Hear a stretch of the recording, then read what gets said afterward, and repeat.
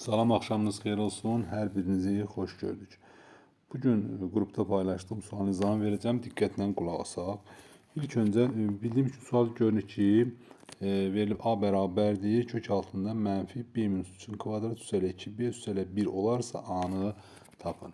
Demək, ilk öncə yazaq. A bərabərdir kök altında mənfi B minus 3-ün kvadratı üstə gələk 2B üstə gələk 1. Deyir, A-nı tapın. Uşaqlar, biz bilirik ki, kökaltı ifadə müsbət kvadrat kökdəyik. Kvadrat kökdən söhbət edir ki, yəni kökaltı ifadə mənfi olduqda kökün mənası yoxdur. Yəni biz burada baxırıq ki, nədir burada? B minus 3 kvadrat olduğuna görə mötərəzdə B minus 3 kvadratı bu həmişə müsbətdir. Qarşısında mənfi olduğuna görə demək həmişə mənfidir. Kökaltı ifadə deyək ki, kvadrat kökündə kökaltı ifadə mənfi olduğu mənası yoxdur.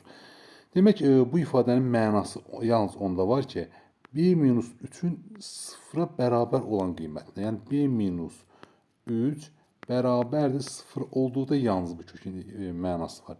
Yəni B-nin 3-ə bərabər olan qiymətində. Yəni B nəyə bərabərmiş? B 3-ə bərabərmiş. B-nin qiymətini yazsaq yerinə burada nə olacaq? Mənfi 3 çıxılsın 3 kvadrat üstə gələk 2 vurulsun 3 üstə gələk 1 olacaq. Bərabər olacaqca çevrildi sıfıra, yəni 0 üstə gələk 6 üstə gələk 1 bərabərdir 7. Demək neymiş? Yalnız bu ifadənin B bərabər 3 olan qiymətində mənası var. O da nəyə bərabərdir? 7-yə bərabərdir. Bu qədər.